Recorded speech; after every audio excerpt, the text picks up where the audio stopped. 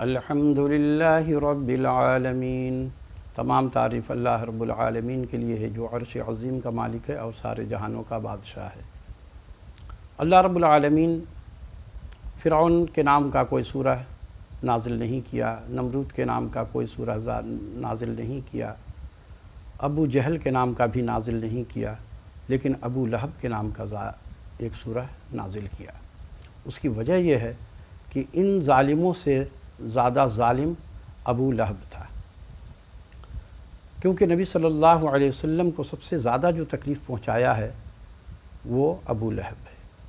اور اس کی موت میں مختصر بیان کر رہا ہوں کیونکہ مجھے لینڈ مافیا کی باتیں آپ کو بھی بتانی ہیں اور وقت بھی کم ہے، سحری کا وقت ہوا چاہتا ہے، تو میں عرض کر دوں کہ اس کی موت بہت بھیانک موت ہوئی، جیسے کہ اللہ رب العالمین نے قرآن مجید میں سورہ لہب میں فرمایا کہ تبت یدا ابی لہب وتب ما اغنی عنہ مالہ وما کسب۔ نبی صلی اللہ علیہ وسلم کو اس نے کہا تھا ہاتھ تباہ ہونے کی بات، تو اللہ نے اس کے ہاتھ کو تباہ کر دیا، اور اس کا مال، اس کو مال پہ بڑا گھمنڈ تھا، اس کے مال اس کے کام نہ آئے، جو اس نے کمایا تھا یعنی اولاد وہ بھی اس کے کام نہ آیا۔ تو اللہ رب العالمین دنیا میں ہی سزا اس کو دیا، اور اس کو ایک مرض ہو گیا تھا جسے آج کینسر کہتے ہیں، گلے کے اوپر اس طرح سے بہت بڑا زخم سا سوج گیا یہ گلا، اور اس سے ایسی بیماری ہوئی کہ کھانا پینا پہلے تو اس کا بند ہو گیا، سوکھتا رہا وہ، اور پھر بدن میں ایسی جسم اس کا سڑا کہ بدبو ایسی پھوٹی کہ اس کے گھر کا کوئی فرد اس کے قریب نہیں جاتا تھا، اور وہ اسی انداز سے مرا۔ اور جب مرا تو اس کے بیٹے نے اس کو کرائے کا بھنگی کہہ لیجئے، اس کو بلایا، اور بلا کر کے اس کو گھسیٹ کر کے، جیسے کتا کو لوگ ڈنڈے سے گھسیٹ کر کے اور لے جاتے ہیں، اور اس طرح سے لے آ کے گڑھے میں ڈالا، اور دور سے پتھر اٹھا کر کے اس کے قبر پہ ڈالا، کیونکہ نبی صلی اللہ علیہ وسلم پر اس نے پتھر پھینکی تھی، تو اس کا جواب اللہ نے اس طریقے سے دیا کہ اس کا بیٹا ہی اس کے اوپر پتھر مارا، اور وہ پتھر سے اس کا قبر کو بھر کے پھر مٹی ڈال دیا گیا، بس یہ اس کا کام ہوا۔ تو کیونکہ ظالم کے ساتھ اللہ تعالیٰ انصاف کا تقاضا پورا کر دیتا ہے، اس کو مل گیا بدلہ، تو اللہ انصاف کر دیتا ہے، کیونکہ اس نے نبی صلی اللہ علیہ وسلم پر بڑے ظلم کیے۔ آج دیکھیے اللہ ڈینو گوٹھ میں غریب لوگوں نے پلاٹ لیا، اور 17-18 سال پہلے کی بات ہے، سب نے لیا، میں نے بھی ایک پلاٹ لیا، میں نے اس کو بنایا، اور لوگوں نے بھی بنایا، میرے بچے اس میں فارمنگ کرتے تھے۔ فلک ناز بلڈرز کو جب اس زمین کی ویلیو بڑھ گئی تو انہوں نے حاجی صاحب کو تو ان کے بیٹے بھتیجوں نے مار دیا کسی طرح سے، اور وہ لوگ قابض ہو گئے، اور سارے گوٹھ پہ انہوں نے ڈبلنگ شروع کر دیا۔ اچھا ڈبلنگ ہو گئی، پھر اس کے بعد بھی اس کا دل نہیں بھرا، کیونکہ ان ظالموں کو بہت زیادہ پیسے کی طمع ہے۔ فلکناز بلڈرز کو اس زمین کی ضرورت پڑ گئی، کیونکہ اس کی زمین بھی اس کے ساتھ ہے، اس نے اس کو اٹیچ کرنے کے لیے لے لیا۔ اب خرید لیا یا جس طریقے سے جعلی کاغذات تو یہاں بن جاتے ہیں، اس نے لے لیا، اور جتنے بھی مکان بنے ہوئے تھے سب کو بلڈوز کر دیا۔ اور گلشن گہرام اس کا تھانہ سرجانی ٹاؤن تھانہ ہے، یہ نیو لیاری کے ساتھ ہے، وہاں بھی 17 سال 18 سال پہلے ہی پلاٹنگ ہوئی تھی، وہاں پہ بھی لوگوں نے لیا، ہزاروں لوگوں نے، سب مزدور لوگ، غریب لوگ ہیں۔ اس میں مہر اللہ نام کا ایک شخص آ گیا، اور آ کر کے وہ قابض ہو گیا، یعنی کہ وہی مالک تھا، مان لیتے ہیں مالک تھا وہ، لیکن اس نے تو پلاٹ کسی سے بیچ دیا تھا۔ بیچنے کے بعد یہ لوگ پلاننگ یہی کرتے ہیں کہ پہلے کسی اور کو دے دیتے ہیں، وہ بیچتا ہے، وہ بیچ کر کے 10 سال کے بعد بھاگ جاتا ہے، پھر دوسرا آ جاتا ہے، بولتا ہے میں تو آپ کو نہیں جانتا، میں مالک ہوں۔ اب اس نے دوبارہ سب کو بے دخل کر کے بیچنا شروع کر دیا۔ لوگ تھانہ کا چکر لگا رہے ہیں، تھانہ کیسے سنے گا، تھانہ تو بکا ہوا ہے، خریدا ہوا ہے ان کا، تو تھانہ کچھ نہیں کرتا، صرف درخواست لے کر کے لوگوں کو دوڑاتا ہے۔ میں نے تمام حکام بالا کو خط لکھا، لیکن سب وہی تھانہ کو ریفر کر دیتے ہیں، جائیے تھانے میں۔ اب تھانے میں جاتے ہیں تو تھانے دار کی تو ہمت ہی نہیں ہے، جب کورٹ سے FIR کا آرڈر آ گیا تو وہ معذرت کر رہا کہ میں تو نہیں کاٹ سکتا، میری نوکری کا سوال ہے۔ یہ حالات ہیں یہاں کے۔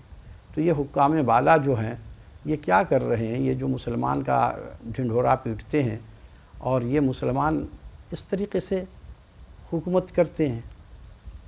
مسلمان کی حکومت میں تو اللہ رب العالمین پہ اس کا مطلب ہے کہ ان لوگوں کو یقین نہیں ہے، کیونکہ اللہ نے قرآن میں اعلان کیا کہ جب میرا قانون نافذ کرو گے تو تمہارے ملک میں کوئی خوف نہیں ہوگا اور نہ کوئی فکر ہوگی۔ اللہ نے ذمہ داری لے لیا، جیسا کہ قرآن مجید میں اللہ نے فرمایا وَلَوْ أَنَّ أَهْلَ الْقُرَىٰ آمَنُوا وَاتَّقَوْا لَفَتَحْنَا عَلَيْهِمْ بَرَكَاتٍ مِّنَ السَّمَاءِ وَالْأَرْضِ وَلَٰكِن كَذَّبُوا فَأَخَذْنَاهُمْ بِمَا كَانُوا يَكْسِبُونَ کہ اگر بستی والے ایمان لے آتے اور اللہ سے ڈرتے تو ہم آسمان اور زمین کے تمام برکات کے دروازے ان کے لیے کھول دیتے۔ تو آج اگر ہم لوگوں کا یہی حال ہے کہ آج بھوک، افلاس، مفلسی، پریشانی اس لیے ہے کہ لوگ اللہ کے حکم پر عمل نہیں کر رہے ہیں۔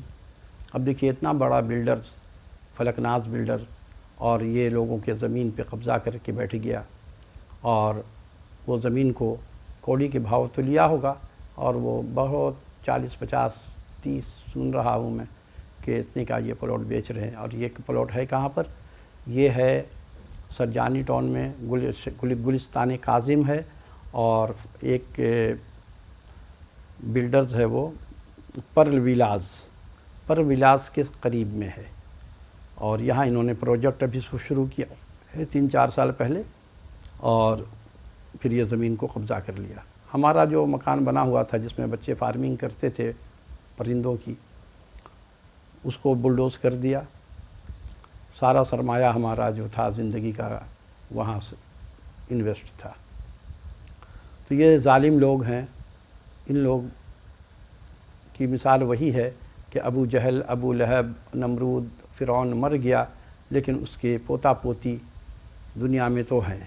تو یہ اسی کے نسل میں سے ہیں یہ لوگ۔ بظاہر اگر کوئی اللہ اللہ کرتا ہے تو اس کا مطلب وہ اللہ والا سب نہیں ہوتا۔ زبان سے اللہ اللہ کرنے سے کیا ہوگا؟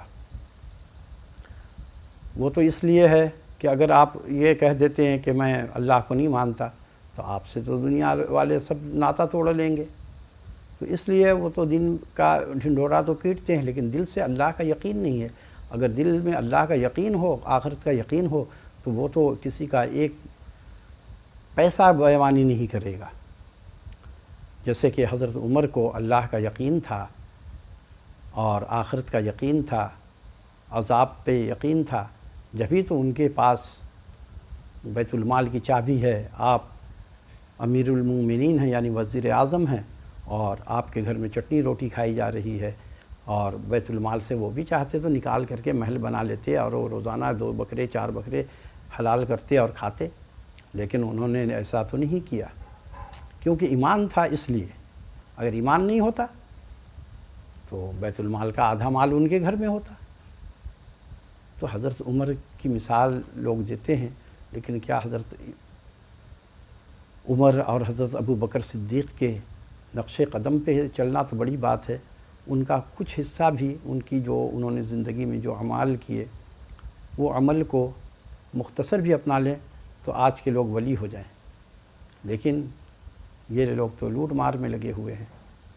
تو میری گزارش ہے کہ اس ویڈیو کو آپ لوگ حکام بالا تک پہنچائیے تاکہ لوگوں کو انصاف مل سکے۔ اور اب سحری کا وقت ہے، میں زیادہ بیان تو نہیں کر سکا، تو یہ دراصل بہت بڑا مسئلہ ہو گیا ہے۔ اب غریب لوگ عدالت میں کیسے جائیں گے؟ عدالت کی فیس کہاں سے دیں گے؟ مزدور لوگ ہیں سارے کے سارے۔ حکومت یہاں عدالت تو بنا دیا ہے لیکن عدالت کس کام کی؟ غریبوں کے کس کام کی؟ یہ تو امیر لوگ جا سکتے ہیں عدالت میں، 2 لاکھ 10 لاکھ 20 لاکھ خرچ کریں۔ غریب آدمی تو دیہڑی دار لوگ ہیں، وہ ایک دن نہیں کمائیں گے تو بھوکے مر جائیں گے، وکیل کا فیس کون دے گا؟ تو وہ لوگ پھر جا نہیں پاتے ہیں، بس صبر کر کے بیٹھ جاتے ہیں۔ اور ان کے یہ صبر سے یہ ظالم لوگ فائدہ اٹھاتے ہیں اور غریب کو ستا رہے ہیں۔ تو آپ لوگ اس ویڈیو کو شیئر کیجئے، حکام بالا تک پہنچائیے، تاکہ یہ اللہ ڈینو گوٹ اس کا تھانہ جو ہے وہ منگو پیر تھانہ ہے، اور گلشن گہرام کا تھانہ سرجانی ٹاؤن تھانہ ہے۔ میں عدالت میں بھی گیا لیکن انصاف نہیں، کیونکہ عدالت کی بات بھی نہیں مانتے تھانے دار، وہ اپنے طریقے سے ایک رپورٹ بنا کے جج کے پاس پیش کر دیتے ہیں۔ جج کیا کرے، جج وہاں بیٹھا ہوا اس کو کیا پتہ کہ کیا ہو رہا ہے پیچھے۔ تو اس طریقے کا یہاں کا نظام ہے۔ تو یہ کیسا ملک ہے، کیسا اسلام ہے یہاں کہ لوگ اپنی منمانی چلتے ہیں۔ اور یہ سب لوگ جو ہیں، یہ میں سمجھتا ہوں کہ ہمارے ملک میں بہت سارے لوگ ایسے ہیں کہ جو منافق ہیں، اور منافق کی پہچان یہ ہے کہ منافق جھوٹ بولتا ہے، وعدہ خلافی کرتا ہے، امانت میں خیانت کرتا ہے اور گالم گلوچ پہ اتراتا ہے۔ تو یہ چاروں علامات ان لینڈ مافیا میں نے پایا۔ یہ جھوٹ بھی بولتے ہیں، امانت دیکھیے نا، لوگوں نے پلاٹ خریدا، یہ امانت تھی، انہوں نے خیانت کیا۔ تو یہ لینڈ مافیا سب منافق ہے، اور ہمارے علماء اکرام بھی آج کل ان کو بھی اللہ پر یقین نہیں ہے۔ میں تو یہی کہوں گا، کیونکہ یقین ہوتا تو وہ بھی نماز جنازہ پڑھانے سے پہلے پوچھتے کہ یہ کیسا انسان ہے، لیکن کبھی کسی نے نہیں پوچھا، بلکہ ہاں بھئی بڑے آدمی کا جنازہ آیا، خوب پڑھاتے ہیں، بڑی بڑی لمبی لمبی اس کے لیے دعائیں ہوتی ہیں، اللہ ان کو جنت الفردوس میں جگہ دے دے۔ ارے تمہارے کہنے سے تھوڑی جنت میں وہ چلا جائے گا، اعمال کے لے کے جائے گا جنت میں۔ اور علماء کرام اس بات پہ کبھی بات نہیں کرتے۔ نبی صلی اللہ علیہ وسلم کو اللہ آپ کی دعا قبول نہیں ہوگی، جبکہ نبی صلی اللہ علیہ وسلم کی ہر دعا زبان سے نکلنے کی تو دیر ہوتی تھی، لیکن قبول زبان سے الفاظ نکلنے سے پہلے اللہ تعالیٰ قبول کر لیتا تھا۔ لیکن منافق کے معاملے میں اللہ نے کہا کہ ہم آپ کی دعا قبول نہیں کریں گے، چاہے آپ 70,000 مرتبہ اس کے لیے مغفرت کی دعا کریں۔ یہ منافق اتنی بری شے ہے، اور یہاں منافق بہت ہیں۔ اب منافق سے بچنا بھی بڑا مشکل۔ منافق تو نمازی بھی ہوتا ہے، حاجی بھی ہوتا ہے۔ تو قصہ مختصر یہ ہے کہ اب انسان جائے تو کہاں جائے، ہر طرف بے ایمانی، ہر طرف بدماشی، اور یہ لینڈ مافیا تو لوگوں کو قتل بھی کر دیتا ہے، جو جاتا ہے لڑنے کے لیے مار دیتے ہیں۔ ابھی کل ایک ویڈیو دیکھا، ایک خاتون تھی، ان کو مار رہا تھا۔ یہ سرجانی ٹاؤن کی ویڈیو ہے، میں اس کو بھی کسی دن فرصت میں اپلوڈ کر دوں گا اس ویڈیو کو۔ تو اس ویڈیو کو حکام بالا تک آپ لوگ پہنچائیے، تاکہ غریبوں کو انصاف مل سکے، اور غریب آدمی کا ساتھ دینا یہ بھی ایک جہاد ہے، اور خاموش رہنا یہ آپ کے لیے مشکل ہے، کیونکہ مسلمان کسی سے نہیں ڈرتا سوائے ایک اللہ سے۔ اگر ہمارے نصیب میں کسی کے اس کے ہاتھ سے موت ہے تو اسی کے ہاتھ سے ہوگی، اور جس دن ہے اسی دن ہوگی، اس سے پہلے کچھ نہیں ہوتا۔ یہ تو ان کی ایمان کی کمزوری ہے۔ علماء کرام ذرا سا ان کو شہرت ملی، گارڈ لے کے گھوم رہے ہیں، تو تم کو اللہ پہ کہاں یقین ہے؟ نبی صلی اللہ علیہ وسلم نے کہاں اپنے ساتھ گارڈ رکھا؟ حضرت عمر کے تو خلاف کتنے کافر تھے، لیکن حضرت عمر نے کبھی اپنے ساتھ گارڈ نہیں رکھا۔ غلام بھی تھے آپ کے ساتھ، بہت سارے لوگ تھے، لیکن کبھی کسی کو کہا نہیں کہ میرے ساتھ چلو۔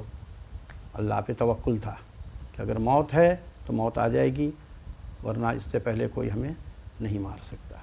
وما علینا الا البلاغ المبین۔